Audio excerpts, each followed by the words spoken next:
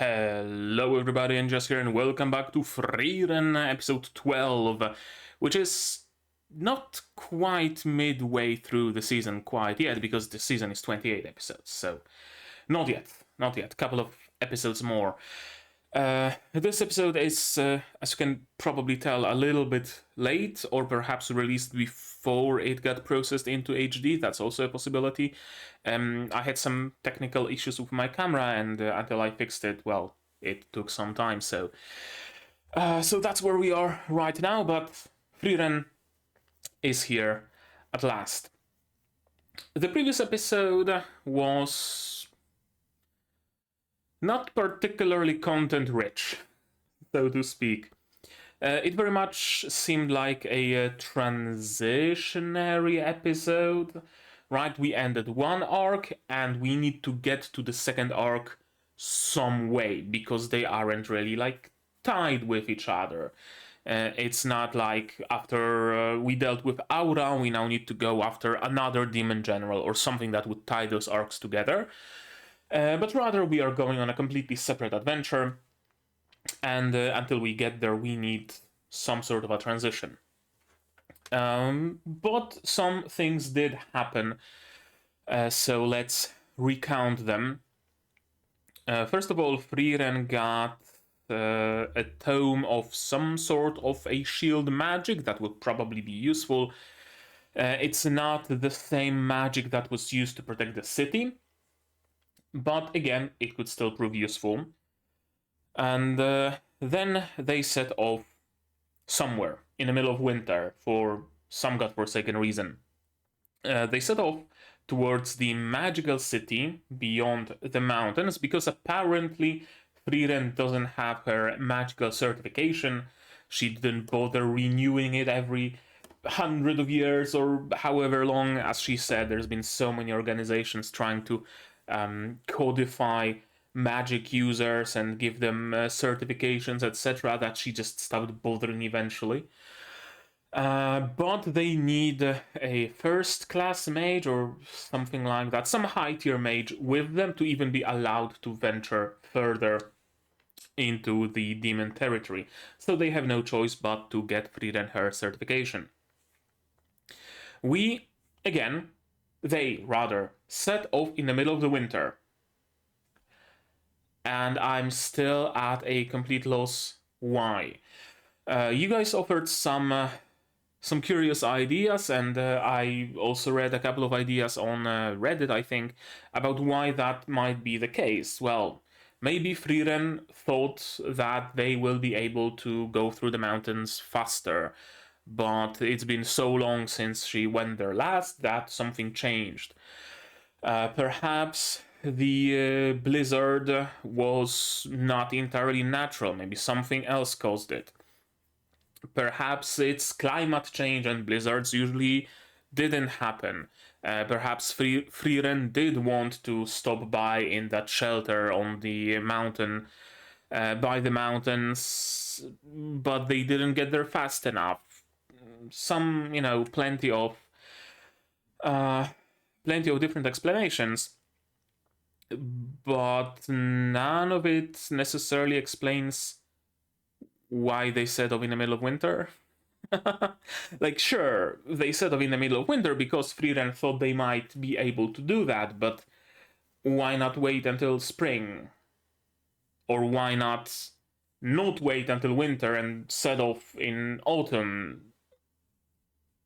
Instead of taking chances that, hey, we should be able to do that, just go for the certainty of, oh yeah, we will be able to do that because there's not gonna be snow. There's not gonna be blizzards, because it's gonna be spring. I know, maybe some actual reason was given in the source material, maybe we're gonna learn about it later. Maybe they actually have limited time, who knows. We know that Stark wants to go back soon so that he can talk about his adventures with Eisen. But if they were strapped for time, why stay at this city for half a year? I don't know. This still doesn't sit well with me. But again, perhaps it was explained in the source material or will be explained in the future. Who knows? We'll see. It did serve a narrative storytelling purpose of our team meeting Kraft at the mountain shelter. Kraft, who is another elf. First elf that we see besides Frieren. First non-human, actually, that we see besides Frieren and Eisen, right? I don't think we've seen any other dwarves or elves or orcs or halflings or any other non-humans, which is kind of odd. I guess maybe they stick to their own countries, if they have them. I don't know. Perhaps we will learn about that in the future as well. We'll see. All of that remains to be seen. Kraft is a priest who is going the other way, but had to stop at the shelter to hide from the blizzard, to wait through the winter. He very much appreciated the presence of a couple of mages who were able to start a fire and warm him up, and they lived in that hut for half a year? Yeah, half a year, until summer, which again tells me they aren't that strapped for time. Whatever, I'm just gonna drop it. I'm just gonna drop that topic. In any case, they stopped by there for half a year, eating berries, hunting, making clay figurines of the goddess. Kraft made a pendant for Fern, who's a stout believer. Stark even started praying during their mealtime. Eventually, even Frieren started. That was a very nice showcase of how much influence Kraft has over them and how they progressively start praying more and more. I don't know if that will persist. If Stark will become a paladin now, probably not, let's be honest. But still, it was nice to see. And they set off. Kraft, of course, explained why he is a priest to Frieren, because she was very much curious. He said that he wants someone to praise him. Elves live for so incredibly long that there will be nobody besides other elves and deities who would be able to witness their lives and, at the end of them, praise them for how good they did throughout the years. Kraft might be able to find a human who will accompany him for how many? 40 years at most, I would say 40, 50 years maybe. And then they will die before Kraft, so they won't be able to praise Kraft for how good he did during his lifetime. If Kraft were to find some human companion at the end of his lifespan, well, similarly, the human would still be alive by the time Kraft dies, but they would have no knowledge of Kraft's entire life, so they would not be able to say with enough sincerity and enough knowledge that, hey Kraft, you did well during your life, you led a good life, you're a good man, now go in peace. The only being that can do that is the goddess. The goddess, eternal, she witnessed the entire life that Kraft had, and she will be there when Kraft dies, and he will meet her, and she will praise him for being a good man. That's why he needs a religion, that's why he needs the goddess. Which is a very interesting perspective and really works well with the themes of this show, about the passage of time, about remembering the old times and the old companions and all that. Just it really fits well. It's great. Frieren doesn't exactly share that maybe not that need, because I believe she still has the need for someone to praise her, but for her it will be Himmel once she meets him in heaven.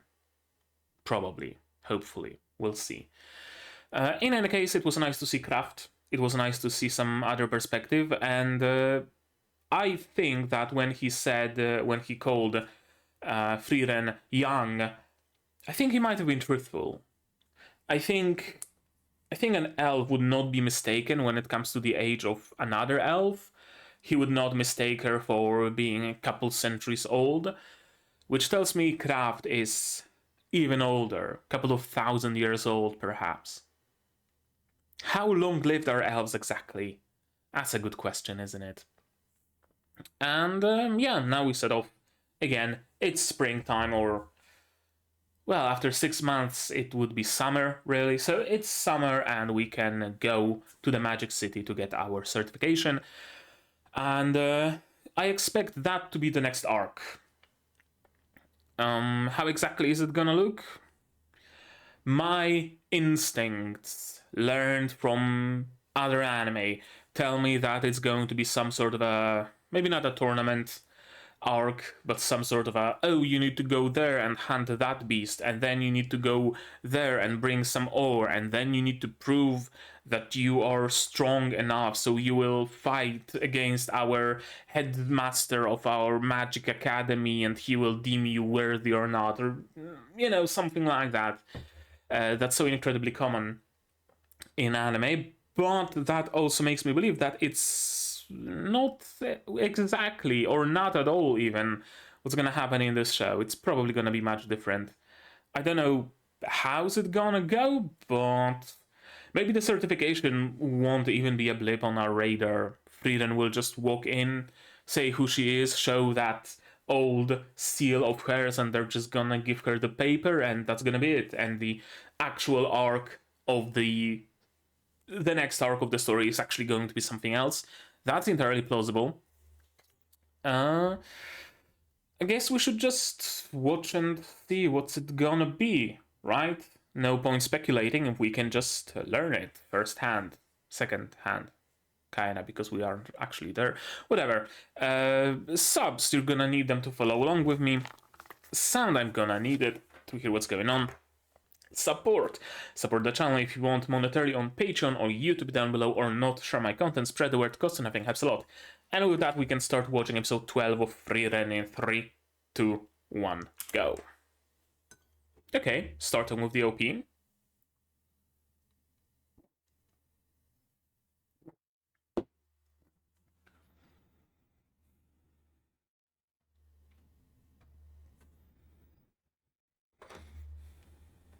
Usually there is some action before the OP starts. I guess since it's the beginning of the new arc, it makes sense to start with the OP. In general, the placement of the OP in an episode can tell us deceptively much about where the show is story-wise. If there's no opening, well, there's supposed to be, the episode is supposed to be very important and very hype, so let's not waste the time for the opening, let's jump straight into action. Similarly, if instead of the opening there's just a title card with some brief sound but not a full opening, when the opening is at the beginning, that means we're not exactly continuing from the previous episode. If we see a little bit of action and then the opening, that means we're continuing from the previous episode. Same goes for the ending. I like looking at the placement of them both to try and figure out what's going on. A real hero.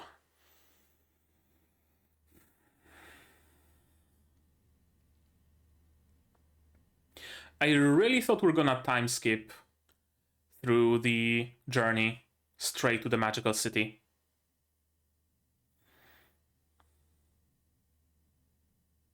And she fell asleep.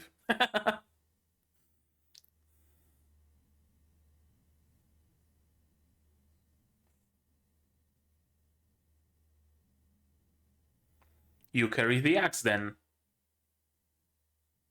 Oh, Princess Carry. Or Bridal Carry, or whatever you call it.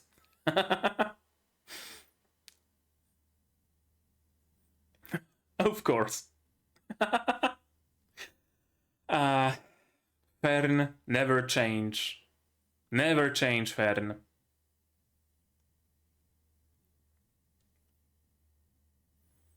No, a dream about the past.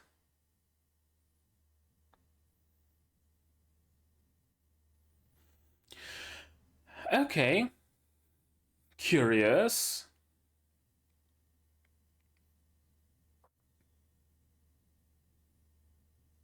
So, I'm guessing it's not that they are the kingdom's chosen, but rather they just decided to go and kill the demon lord, and the king is like, ah, fuck, another group here, have 10 coppers, I know, try if you want.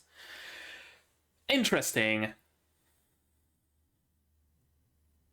Oh, so you know each other from childhood.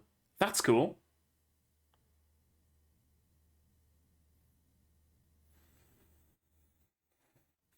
How'd you meet Eisen? I wonder now.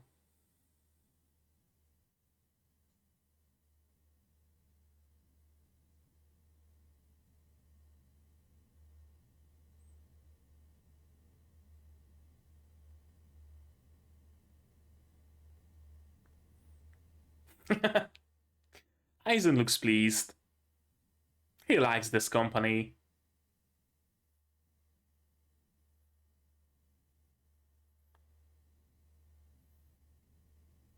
I was hoping for a little bit of a smile.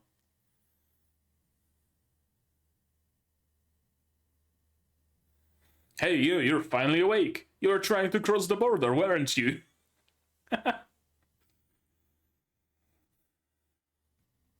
Oh, another mountain. Village in the mountains, okay.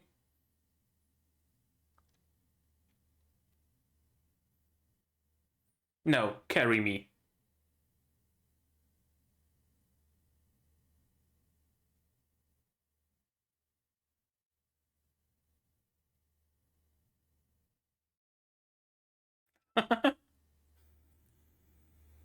No.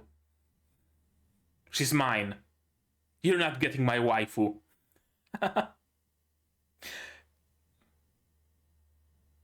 Right, okay.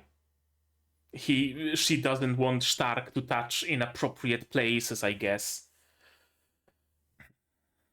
That's not much of a village, is it? Oh, okay, this is a village. I thought that maybe it got, I know, covered with an avalanche or something.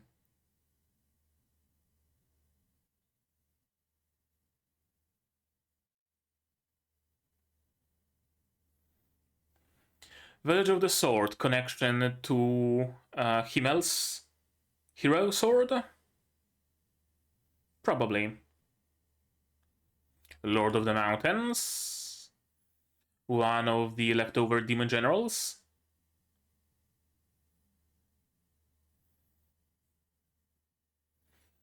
Hmm. Yes, it does have a connection to Himmel's sword.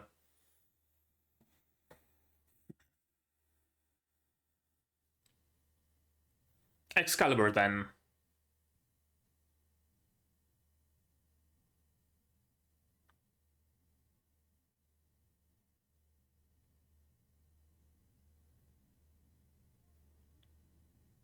Okay, so Himmel is the king of England, then.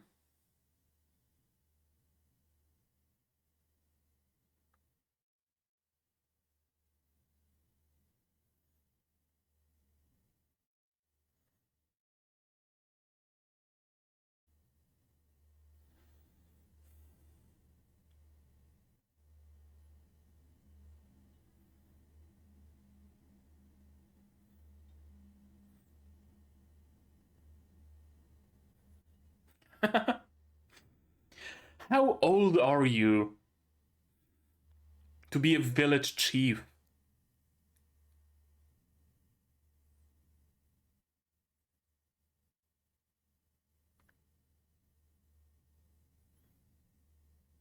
Oh, explain. What sort of a duty? Yeah.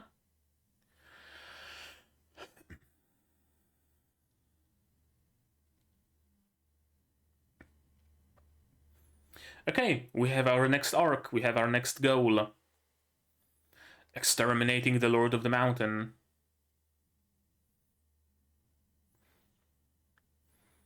Is it just a big beast, or is it actually the Demon Lord? Or one of the Demon Generals?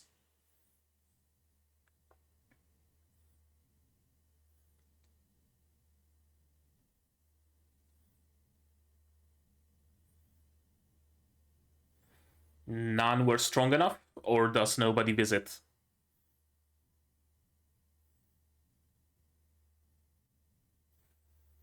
What's that have to do?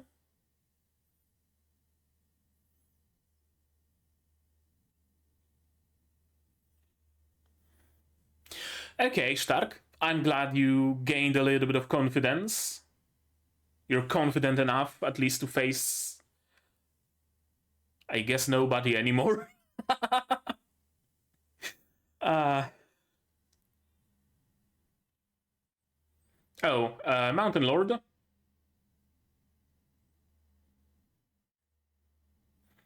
Not a Demon General, then. Or maybe a Demon General. Not capable of speech, so probably not a demon. And great music.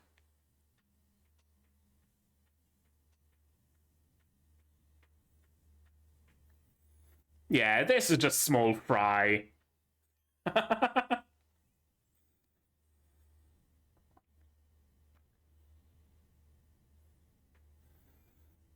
Frieren doesn't even need to move. And done. Arc over. That was quick.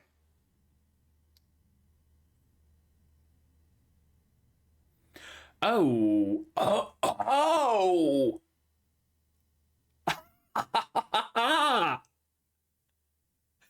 Okay. So Himmel killed the Demon Lord with his replica. Oh shit. Oh shit. Oh, that's great.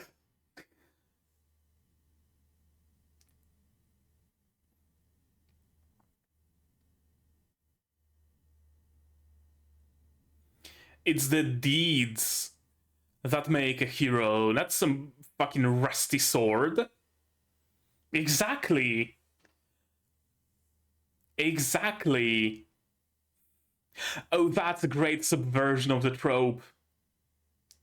Oh, that's great. Yep. Morale.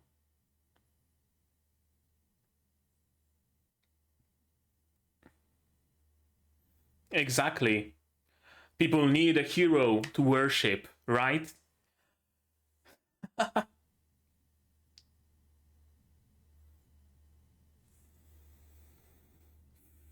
Stark, give it a try.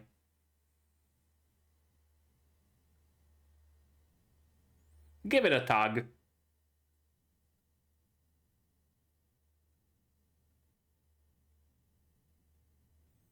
I know you want to.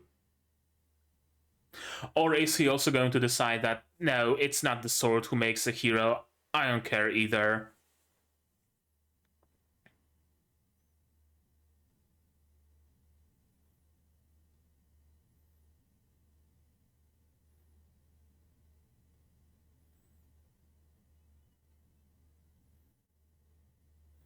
Well, that was a quick visit. Is this the magical city?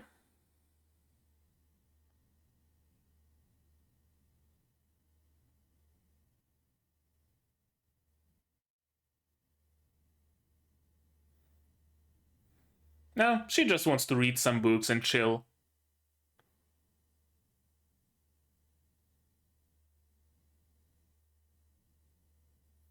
Oh. How do you know that?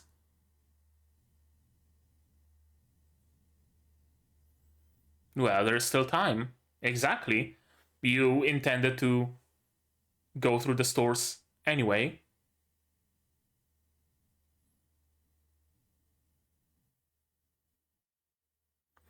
This shot was necessary for the progression of the plot. Yeah, put your feet just through the screen, why don't you? Some people will very much like it, no doubt. Why do you have it?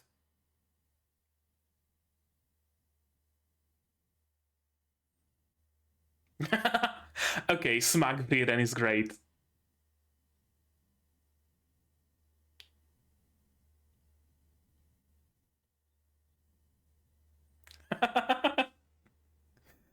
uh,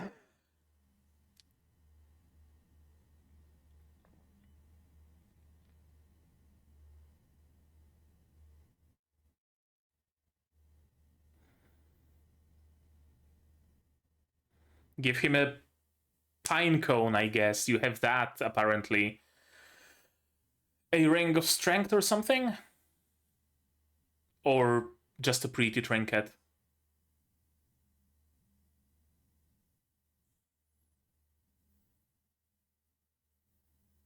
A letter of some sort?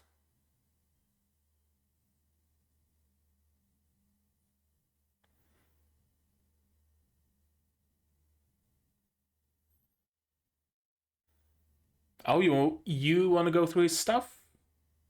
Does he even have stuff? Doesn't seem like he's carrying any sort of luggage with him.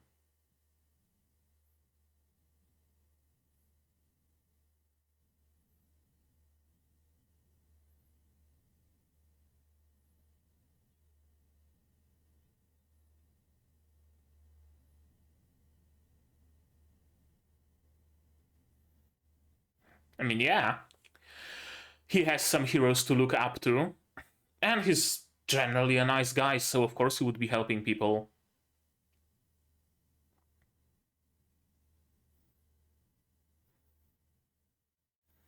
Give him a postcard from this town. Assuming postcards are a thing in this world.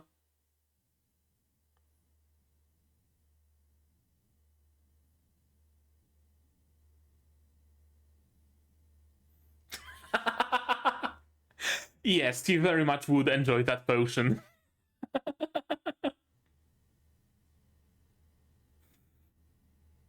He's a simple man. What can I say? Yes, tell her about the cloud that looks like a turd.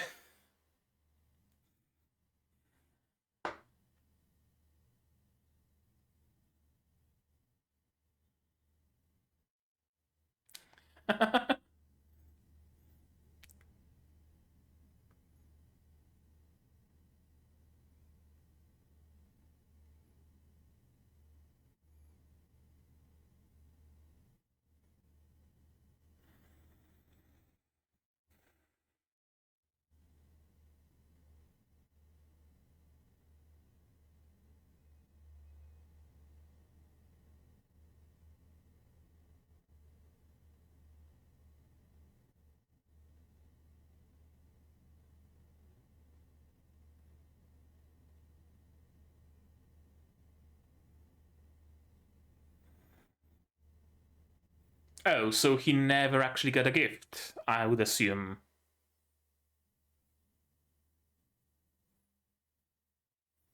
Okay, so it's not something that Aizen did, I assume. Yeah.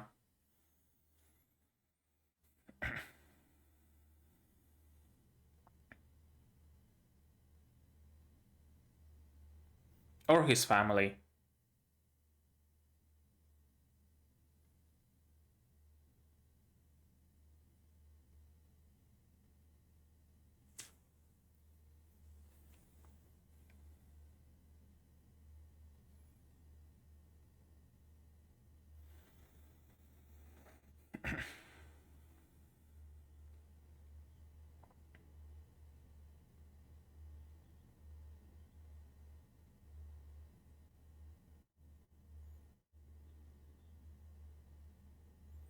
Oh, that's cool.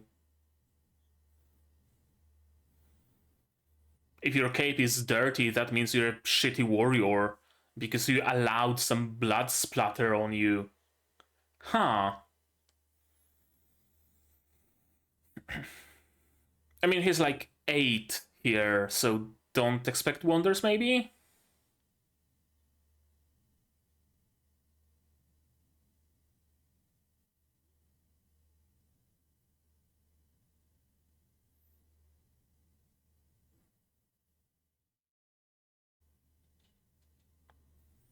And it's no longer white. Well, damn.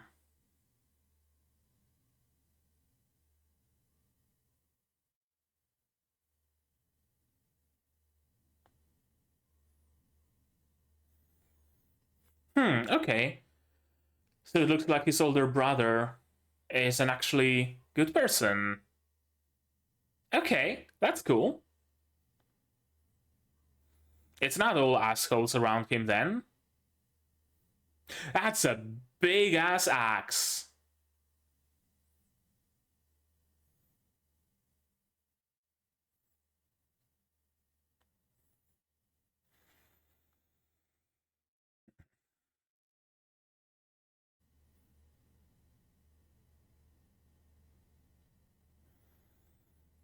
When he was 8, he probably would have. Let's be honest.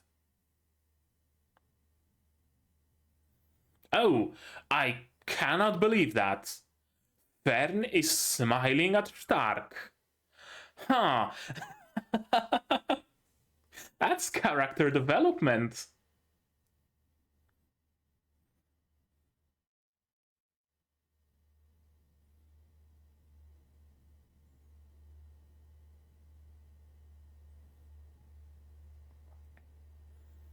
Jewelry.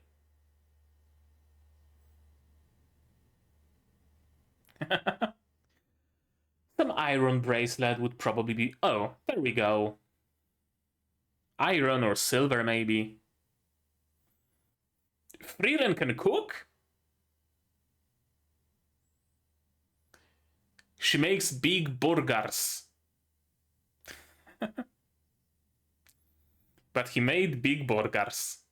Yep. That's a lot of meat.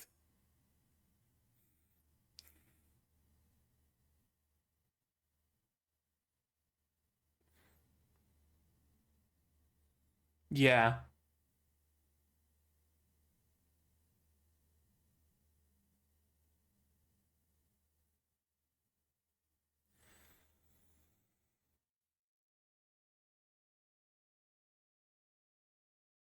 Dwarven tradition? Yep. Yeah, that's a dwarven gift.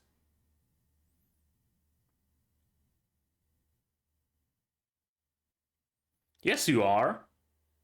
Exactly. You're fighting the Demon Lord. Of course you're a fucking warrior. Yeah. All those years you were actually getting gifts from Aizen. And from brother, apparently. Okay, so it's been a custom all this time, but Stark simply didn't know that.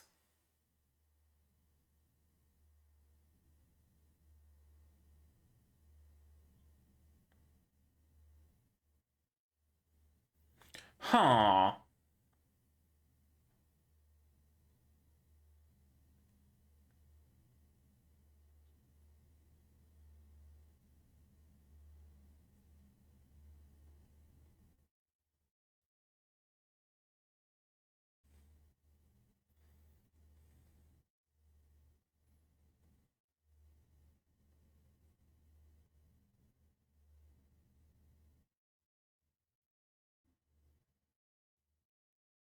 Tears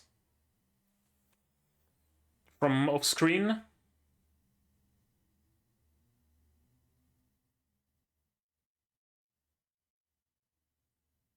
I guess not. Oh.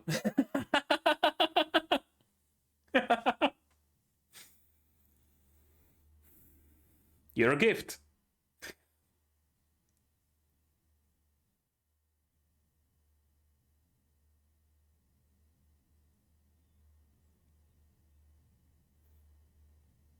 Okay, so another downtime episode then, mostly.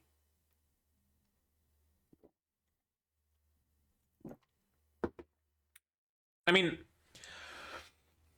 I can't really say it's a downtime episode, can I? It's not like Frieren is a bunch of action-packed arcs and then downtime episodes between them. I kind of forgot about that with the Aura arc. This is a regular Frieren episode, right? This is just a normal episode of Frieren. Rather than having action with downtime episodes, Frieren has slice of life, kinda sorta, with some episodes or arcs of heightened tension and stakes and more events happening.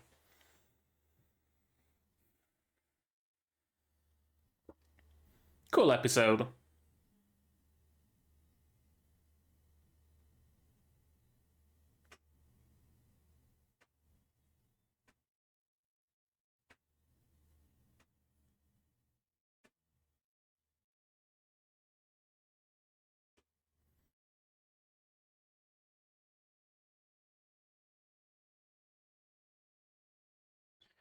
Uh-huh.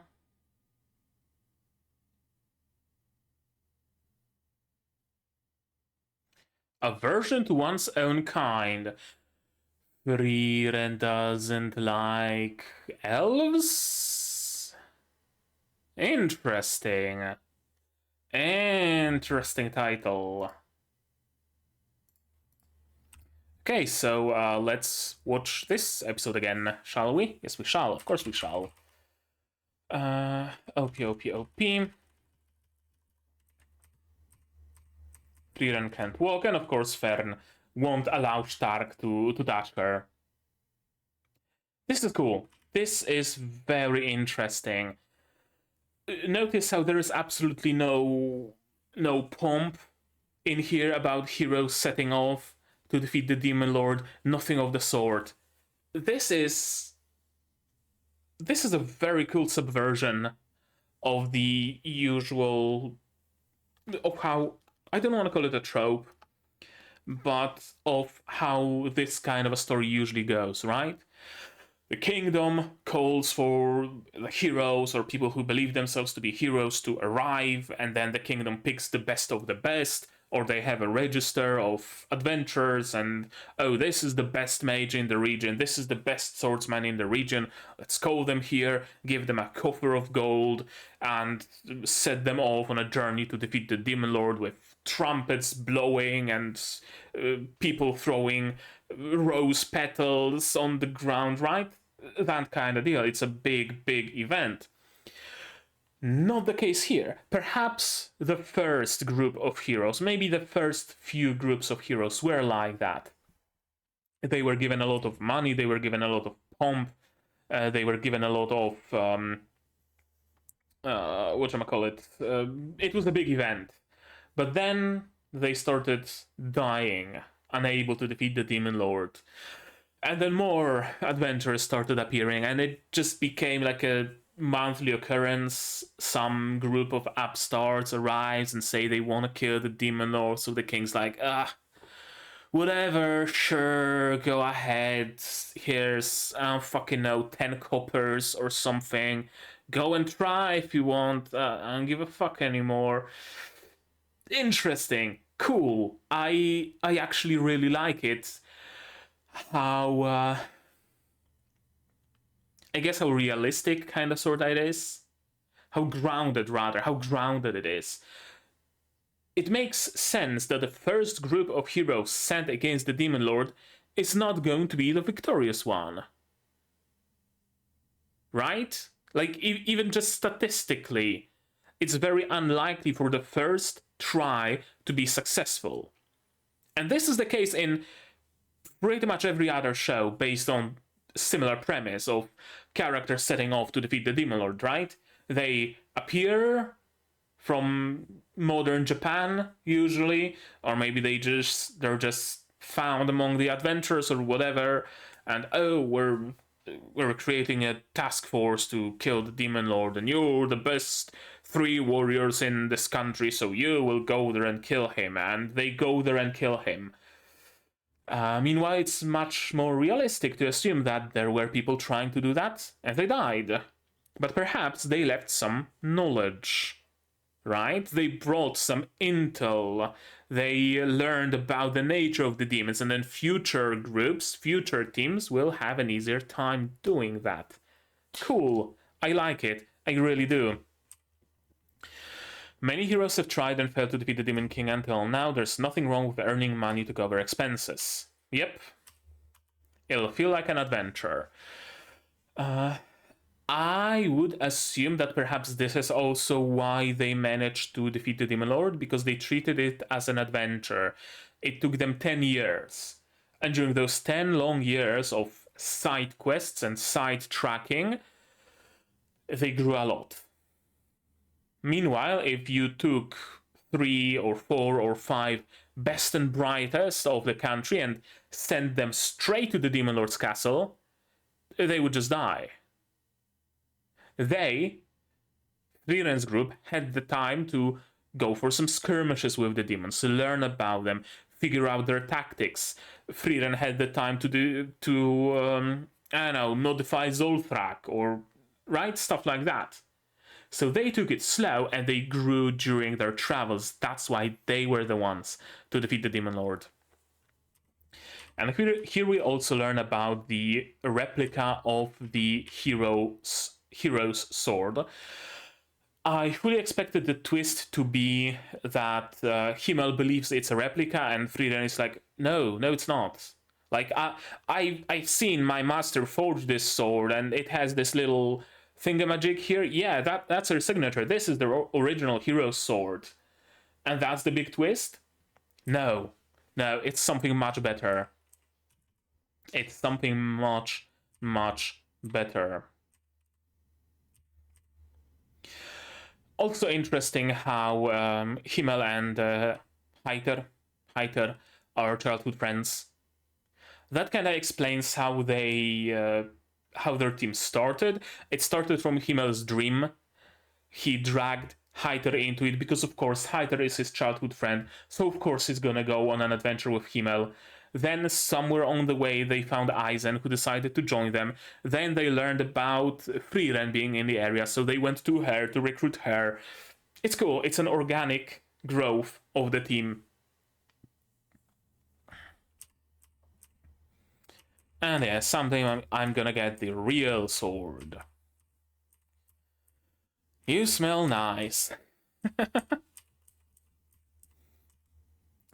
I really thought that the village no longer exists, and they will have to either go through the mountains in one go without rest, or they will have to rebuild this village, this cottage at least, or I don't know, some another obstruction on their way. But no, it seems like it's just a hunting lodge, and the actual village is beyond that point.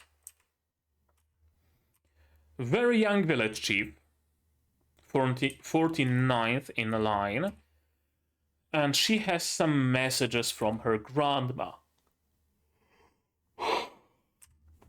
Why is she being so young a village chief? The only reason I can find is that this title is hereditary,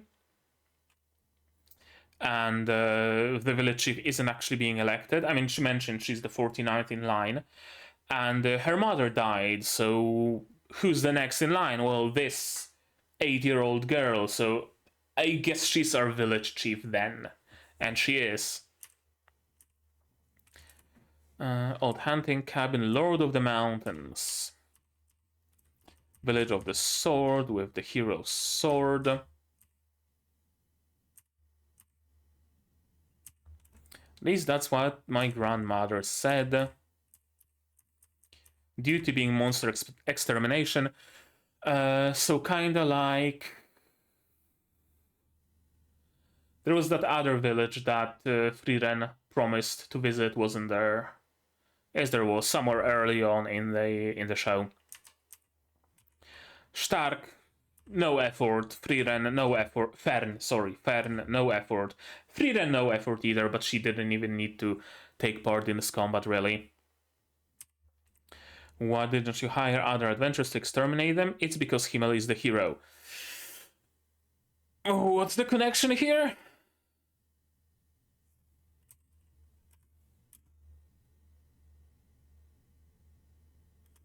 I'm as confused as Fern right now. What's exactly the connection here?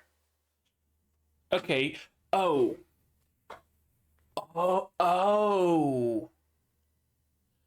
They didn't invite other adventurers because chances are they would see the cave and they would see the sword and they would know that Himmel is not the hero.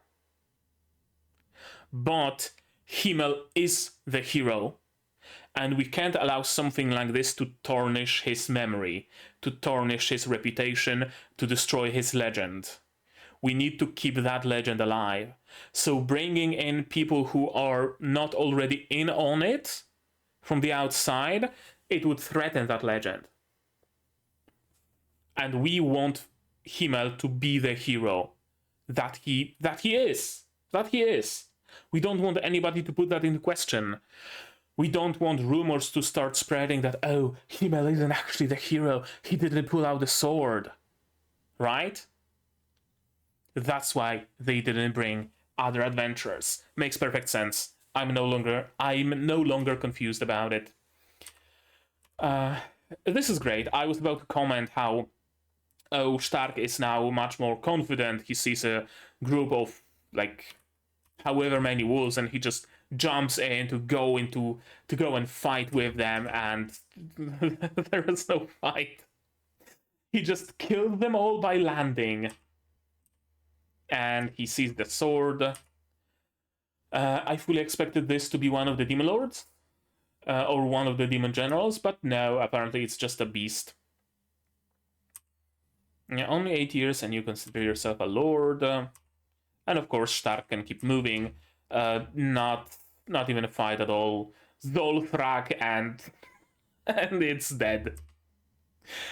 I fully expected this Lord of the Mountain arc, right? Oh, we need to set off towards the hideout of the Lord of the Mountain or something, and we go on a travel on another journey for another episode, and then the next episode is the fight with the Lord of the Mountain, and then the next episode is coming back, right?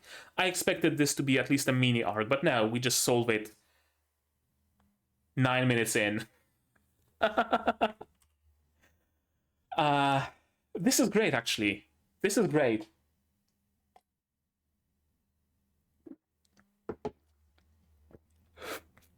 This Lord of the Mountain is nothing but a regular normal beast. So, of course, shooting it in the face with Zolthrak will be enough. Right? Makes perfect sense. It's not gonna be a big, huge, epic battle. We know exactly how strong our characters are. We know that Stark can solo a motherfucking dragon. We know that Fern and Frieren can kill demon generals just like that. With modified Zolthrak. Right? We know how strong they are.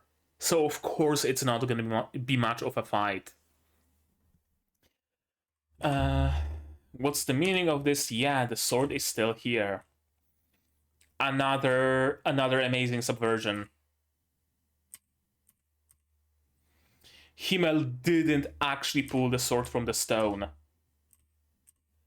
And yet he didn't lose his moxie. And he still went on to defeat the Demon King. And then it won't matter if I'm fake or not. It absolutely won't. He became a hero without the hero's sword. The sword doesn't matter. The actions and the actions do. What you actually achieve, that makes you a hero. Not a sword. Himmel defeated the Demon Lord with a fucking replica. That makes him a hero. And that makes his replica sword the hero's sword. I would even argue. Cool. I really, really, really like this subversion. I fully expected Himmel to actually have pulled out that sword eventually.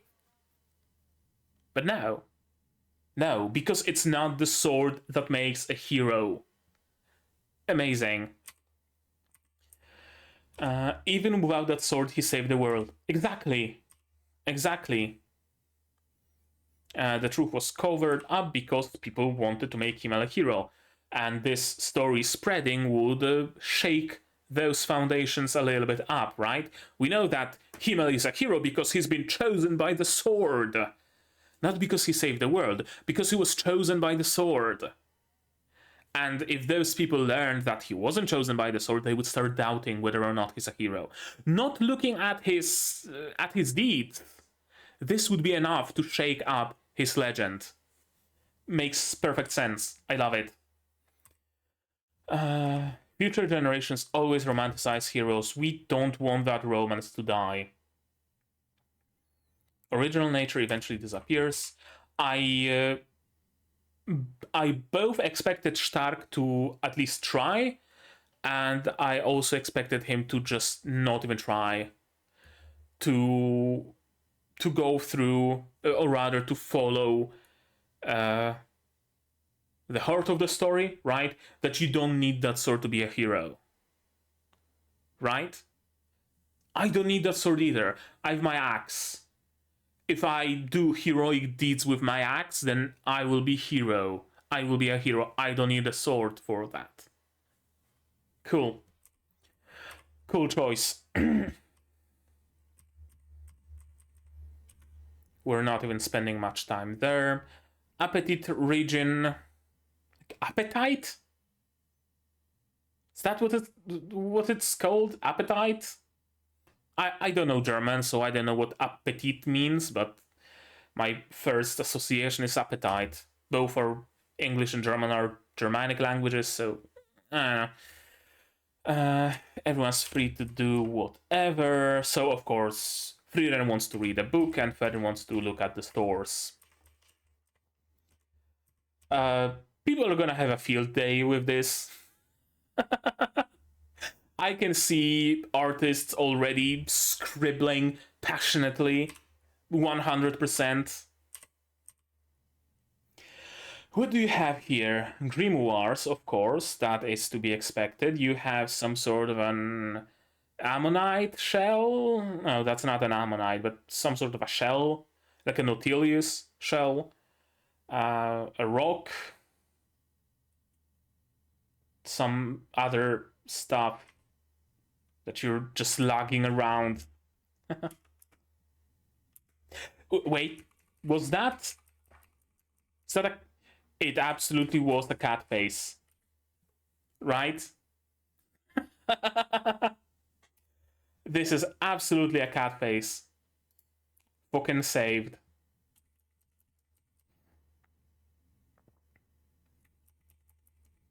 Some feather duster.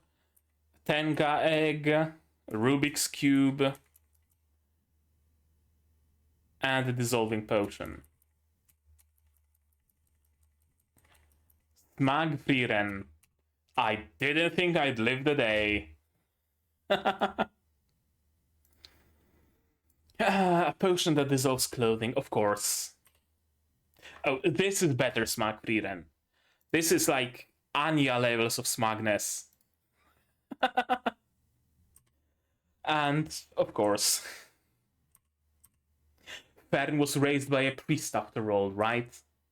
Now, granted, knowing Hyter, he probably wouldn't have anything against this potion, but let's assume that he's a proper priest. I was wondering what this paper is.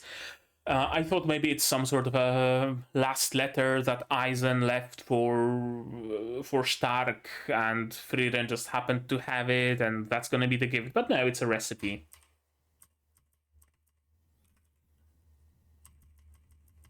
Of course, he helped a lot of people on the way, and he's still himself despite all of that. Cloud that looks like boobs, cloud that looks like turd. And of course, Fern looks at him like he's subhuman. We get a little bit of backstory on him. That's cool. I never got any gifts. They probably just didn't care about me that much.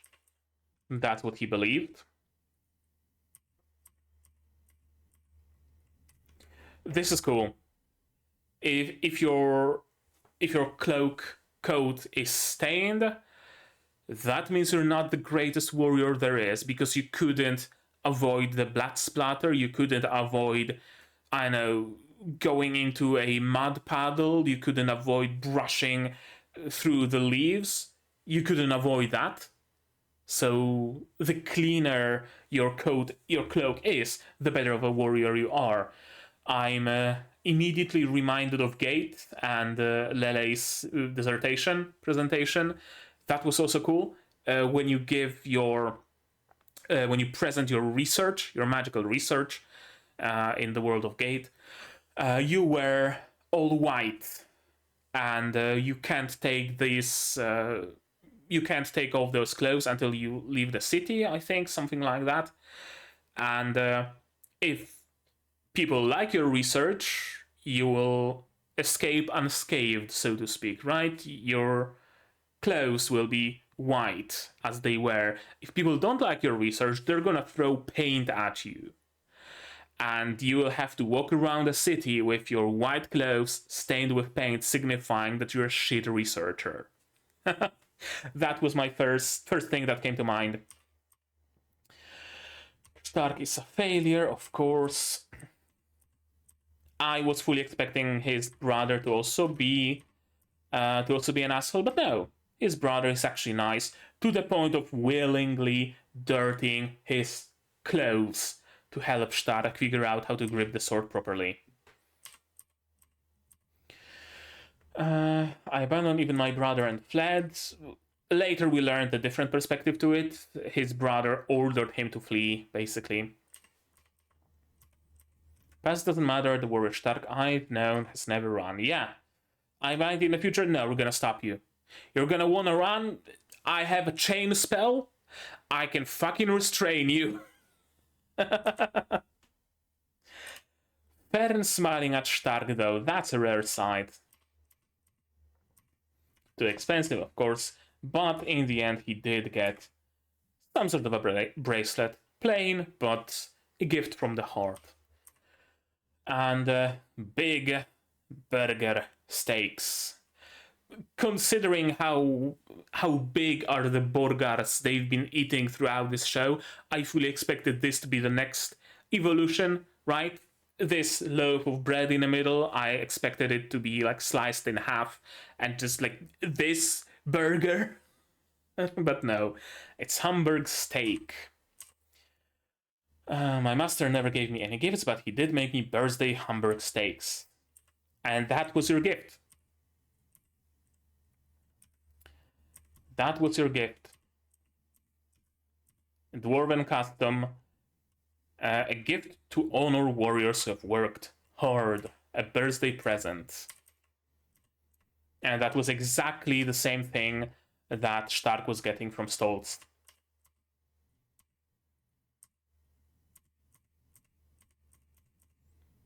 And now he realized that he was getting birthday presents. His brother did care. Oh, those belts on his neck bother me. That's not how belts work. The width of the belt should be equal to, how do I, like this, maybe? This should be the width of the belt, so it fits into the metal thingamajig. This is too wide to fit inside. This belt has no right to work. It's a very minor gripe, like make no mistake, but it really jumped at me that this has no right to work. Unless it's purely decorative and the belt just kinda, like, it's narrow here, then it just extends and it's wider here. I know, but it bothers me a little bit. And of course, she still has the potion. That was a nice episode, for sure. There, I skipped the words. Let's not bother with them. Oh boy. Oh boy. As I said, cool episode. I liked it very much. A lot of additional world building we got here, right? Dwarven customs, Stark's backstory, the reveal about Himmel.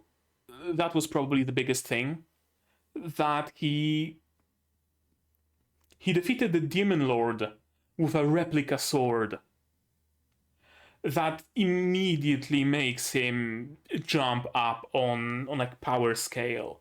Because it's one thing to defeat a Demon Lord with an ultra powerful demonic sword of darkness of goddess of light +7, and it's a different thing to defeat a Demon Lord with a Chinesium replica with a plastic bead instead of a precious gem embedded in it. Right, those are two very different feats, and Himmel completed the latter. That's great. That's great. Throughout the Aura arc, I kind of forgot about what Frieren is about. I kind of got it in my mind that, oh, it's the arcs of excitement, and then some downtime episodes are needed, the transitional episodes, as I sometimes call them. It's the reverse. It's the reverse. This is a good and proper episode of Frieren. Some adventuring, some downtime, some slice of life moments. Cool. Very, very cool. I enjoyed it very, very much. What else can I say, really? What else can I say? I don't think this is the magic city they're in. It's just some random town in the mountains. So perhaps we're gonna arrive to the magic city in the next episode or the episode after. Sometime thereabouts, and I can expect another arc to begin there in the vein of the Aura arc that also spanned like what 2-3 episodes, depending how we count it. I expect like 2-3 episodes of getting the certification. Although we'll see, because I might be completely off base just as well. Who knows? Who's to say? Yeah, I think that's gonna be it. But you guys, maybe you have something more to add. If so, say so in the comments down below. What did you think of this episode, of my reaction, my theories, stuff like that? No spoilers, please. Spoilers can go to my Discord here, also in the description. It's free, open to everybody. Like this video if you liked it, dislike it if you didn't, but tell me why so I can improve. Subscribe to the channel to be notified of future releases of not only Frieren but also Magia Record, Helk, Shangri-La Frontier, Shield Hero, and plenty of others coming in the future. Click the bell to be notified of when I go live, because I do stream sometimes. Support the channel if you want monetarily on Patreon, linked down below, where for $10 a month you get early access to non-seasonal shows like Magia Record, and for just $1 you get a role on the Discord and a place in the credits. You can also support me directly on YouTube via memberships, super thanks, stuff like that. Also everything down below. And if you don't want to spend any money whatsoever, you don't have to. Share my content, spread the word. It costs you absolutely nothing and helps the channel a lot. And now, with all of that out of the way, that's gonna be it from me for today. So as always, you guys do all the good stuff, and I'm gonna see you in the next one. Cheers! And here's my one through Patreons: QB, Without a Netic, Survivor, Zayrainer, Akamaster, David, Dr. Watt, Marsh, Kiale, Fassel, and Hans Peter. And you can join them too without having to pull a sword out of the stone.